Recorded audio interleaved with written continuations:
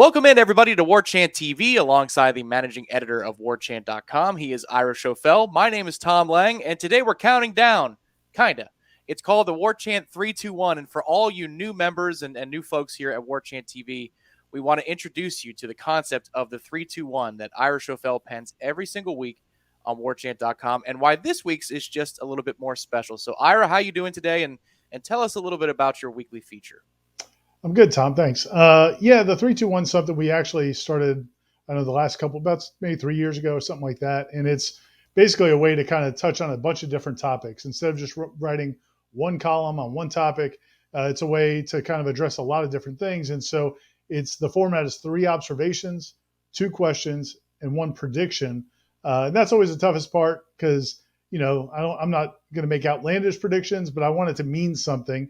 And I don't go back and track my whether I was right or wrong. So it's a prediction. I'm not guaranteeing it, but every week I try to have one of those as well. And it really is a good format for during the season because when you come out of a football game, there's a lot of different things you want to talk about. Corey writes a column immediately after the game, kind of fresh with his emotions and his insight. And then my 321 comes the next day, which again touches on a bunch of different topics. So posted one today at warchant.com, and people can read it. We made it free for people who are not subscribers yet to get a taste of it. And, and this was based on the first 3 weeks of preseason practice, touched on a lot of the things that I either have observed and I believe about this team or a couple of questions that I have about this team through what we've seen with the regular season just starting 2 weeks away.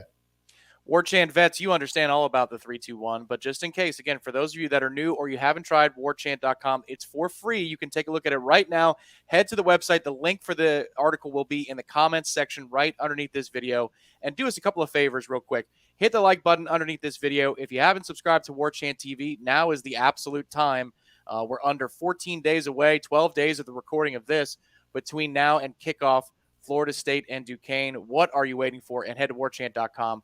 You're going to like what you get for just $1 for a year. And we're so sure that you're going to like it that you'll sign up with us for years to come. And don't wait for them to win a game or 2 games or 3 games because we literally don't know when the powers that be are going to take away that special. So if you're thinking about it, jump on it now. So let's talk about the 321 this week, Ira. One of the things that stuck out to me, your observation being going segment group by segment group, how many places Florida State is better this year in 2022 than in 2021. We talked about this a little bit on the Sunday Smash the week before, just over a week ago. And, when you look at it from a bigger picture standpoint, I think it kind of hit me that, they're not just better at 1 or 2 positions. They're better at just about every position. And some of the positions, I think they're markedly better. And the biggest improvement, I think, is no question the wide receiver group. Now, the offensive line group, it's impressive what they've done there. They've got a lot more numbers. They have about 20 offensive linemen out there at practice compared to sometimes last year where they barely got to double digits. So they have a lot more depth. That group is completely transformed in terms of depth.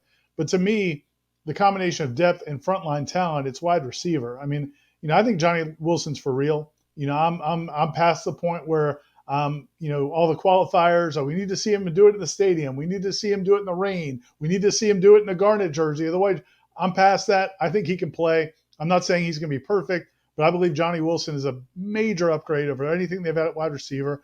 We already knew Micah Pittman was an upgrade over anything they had at wide receiver. And I think, another revelation of this camp is that Deuce Spann is a guy who might be able to help out this offense. And then you bring back Malik McClain as a sophomore. You bring back Pokey Wilson as a senior, Ja'Kai Douglas. I just think that group is night and day compared to what it was a year ago. And that's a big deal. I mean, it's a big deal not just for the offense and Jordan Travis. I think it's a big deal for the entire team because this team, man, when they got in obvious passing situations or teams decided we're not going to let you run the ball, they didn't have any answers.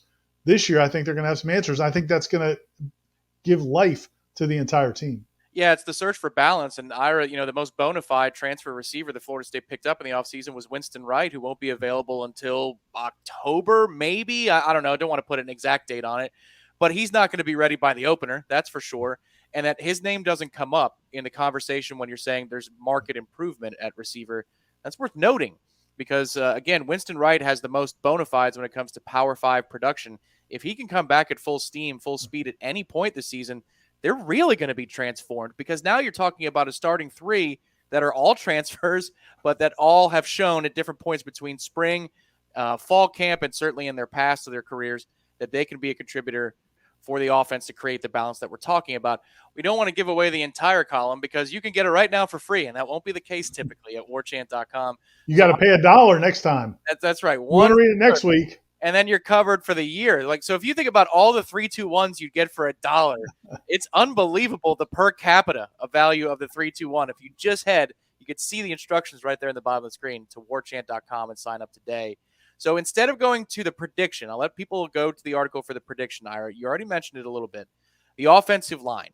Will it look significantly better on Saturdays in 2022? Because there's two conversations, right, about improvement. There is the now improvement and then the improvement for the group in the long term. Yeah, and I was curious your opinions on that. You know, I think as we talk about the offensive line, there's no doubt it's a better group. There's no doubt they've put a lot of resources into that position. They went out and got 4 transfers. Now, one of them, unfortunately, Caden Lyles is out for the season with an injury, but the other 3 guys that are guys that played a lot of college football. They also brought in some really talented freshmen. They also bring back the nucleus of guys who made up last year's offensive line. So I think, you know, again, when you look at the overall depth, there's no question it's better. And I think when you look at when the first team, or if somebody leaves the first team and gets rotated in, or if you go with a second team offensive line, there's just not as significant a drop off as there have been in recent years. And that's a big deal because last year, Devontae Love-Taylor gets hurt.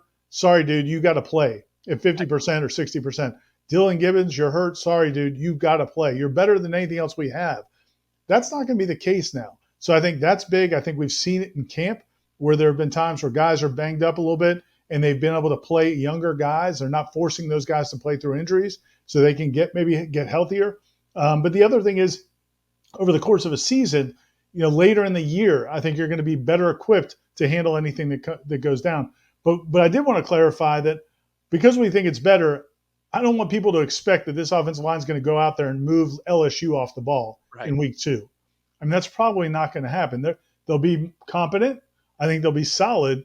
But it's not like they went out and got a bunch of Anthony Munozes across the offensive line. It's still a lot of the same guys with some comparable guys. I don't know. Now, there are some star potential guys, I think, in the freshman group. But in terms of who's going to be playing this year, I think it's going to be similar in terms of the overall talent, but just better in depth. I don't know how you feel about it. Yeah, I feel the same. Like, you know, it's not fair to expect them to move and blow LSU off the ball in week 2. I agree. But for this freshman group in a year or two, it might be fair to assume that a defensive line like an LSU or a Clemson can be neutralized more often than you've seen in Tallahassee in a long, long time. It's just not ready now. With the injury to, Caden Lyles, him going down at center, you've got to foster the depth at that position behind Maurice Smith. That's critical. Mike Norvell has said it after practice. We'll work out as many bodies as we can get in there to see who can snap the ball and who can run the offense, do the checks, and all those things that are necessary at center. So that's my qualifier before saying I really like the interior of this offensive line, Ira. If Lyles was still available, I really would this year think that that's the better group and the more solid group than the tackles. My concern is a little bit at tackle play. It's not that incumbent Robert Scott or transfer Bless Harris can't hold up, but I just wonder against the better competition how they're going to look. I think the tackle position is something that's going to be fortified for this program for years to come. It's just I wonder on a week-to-week basis when you're going up against the best of a group like an LSU or a Clemson or a Miami, NC State's got a good defensive line as well. I wonder how those guys on the exterior are going to hold up, but I like the interior this year.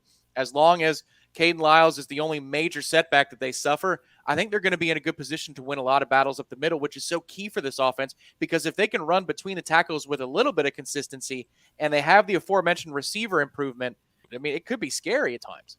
Yeah, and I think when you look at the center position, and you're right to point out, Caden Lyles is a big loss, a significant loss. We shouldn't diminish that by any stretch.